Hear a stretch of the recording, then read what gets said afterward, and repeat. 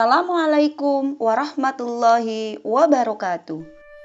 Bertemu kembali dalam pelajaran PPKN kelas 9 bab 1 dengan materi dinamika nilai-nilai Pancasila sesuai perkembangan zaman.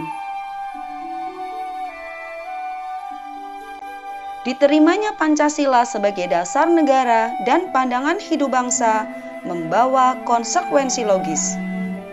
Nilai-nilai Pancasila dijadikan sebagai landasan pokok atau landasan fundamental di dalam penyelenggaraan negara. Fundamental sendiri memiliki arti sesuatu yang bersifat mendasar.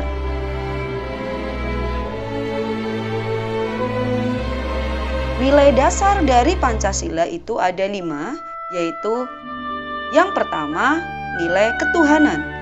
Yang kedua, nilai kemanusiaan. Yang ketiga adalah nilai persatuan. Yang keempat, nilai kerakyatan. Dan yang kelima adalah nilai keadilan.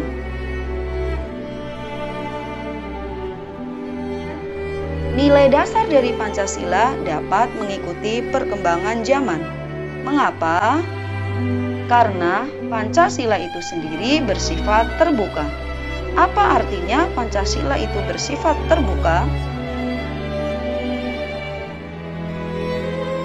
Nah, anak-anakku semua, sebelum kita belajar lebih jauh tentang ideologi terbuka, alangkah baiknya kita memahami dulu apa sebenarnya yang dimaksud dengan ideologi.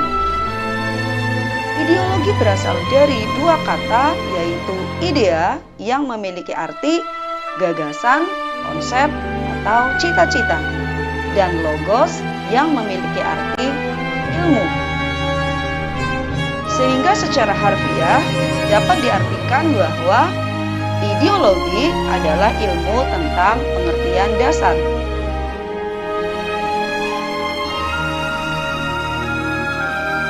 Sebagai ideologi negara, Pancasila merupakan gagasan-gagasan atau ide-ide yang dijadikan sebagai pedoman atau arah dalam mencapai cita-cita atau tujuan bangsa.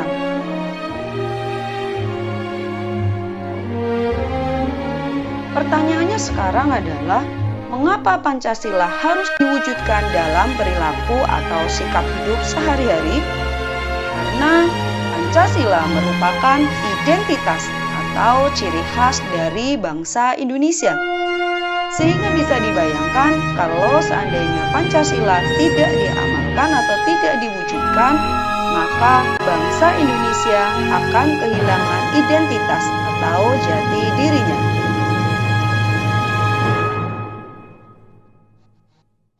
Pancasila sebagai ideologi terbuka senantiasa mendorong terjadinya perkembangan pemikiran baru tentang ideologi tersebut tanpa harus kehilangan jati dirinya. Nah, disinilah yang membedakan antara ideologi terbuka dengan ideologi tertutup. Dalam ideologi tertutup tidak bisa lagi menerima pemikiran-pemikiran baru, sedangkan dalam ideologi terbuka bisa menerima pemikiran-pemikiran baru sesuai dengan perkembangan zaman tanpa harus kehilangan jati dirinya. Ciri khas dari ideologi terbuka adalah nilai-nilai dan cita-citanya tidak dipaksakan dari luar, melainkan digali dan diambil dari kekayaan rohani, moral, dan budaya masyarakat itu sendiri. Dasarnya adalah konsensus atau kesepakatan di dalam masyarakat.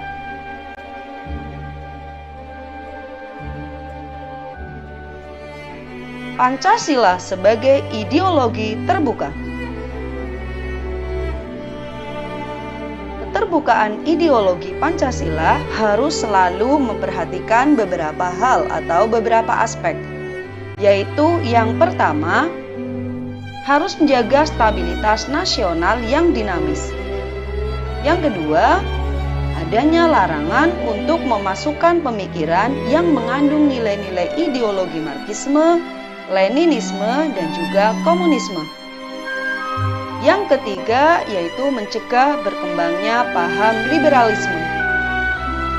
Yang keempat, adanya larangan terhadap pandangan ekstrim yang dapat menimbulkan kegelisahan dalam kehidupan masyarakat. Dan yang kelima adalah penciptaan norma yang harus melalui kesepakatan. Keterbukaan ideologi Pancasila mengandung nilai-nilai sebagai berikut. Yang pertama yaitu nilai dasar. Apa maksud dari nilai dasar? Bahwa hakikat kelima sila melekat pada nilai dasar tersebut, yaitu ketuhanan yang Maha Esa, kemanusiaan yang adil dan beradab, persatuan Indonesia, kerakyatan yang dipimpin oleh hikmat kebijaksanaan dalam permusyawaratan perwakilan, dan keadilan sosial bagi seluruh rakyat Indonesia. Nilai yang kedua yaitu nilai instrumental. Nilai instrumental merupakan penjabaran dari nilai-nilai dasar ideologi Pancasila yang berupa peraturan perundangan dan lembaga pelaksanaannya, seperti Undang-Undang Dasar, ketetapan MPR, Undang-Undang, dan lain sebagainya. Nilai yang ketiga yaitu nilai praksis. Nilai praksis merupakan realisasi dari nilai-nilai instrumental, berupa suatu pengalaman nyata dalam kehidupan sehari-hari, dalam kehidupan bermasyarakat, berbangsa, dan bernegara.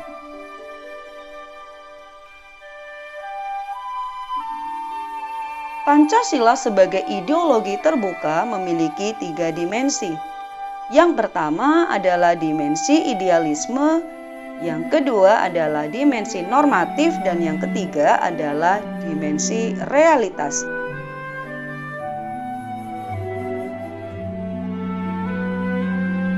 Nah, kita akan belajar lebih lanjut tentang ketiga dimensi tersebut. Yang pertama adalah dimensi idealisme. Apa yang dimaksud dalam dimensi idealisme? Bahwa dimensi idealisme menekankan nilai-nilai dasar yang terkandung dalam Pancasila yang bersifat sistematis, rasional, dan menyeluruh itu hakikatnya bersumber dari nilai-nilai Pancasila. Yang kedua adalah dimensi normatif. Bahwa nilai-nilai yang terkandung dalam Pancasila perlu dijabarkan atau didetailkan kembali dalam suatu sistem norma. Yang ketiga yaitu dimensi realitas, bahwa suatu ideologi harus mampu mencerminkan realitas kehidupan yang berkembang di masyarakat. Demikian materi kita kali ini, semoga bermanfaat. Terima kasih. Wassalamualaikum warahmatullahi wabarakatuh. Assalamualaikum warahmatullahi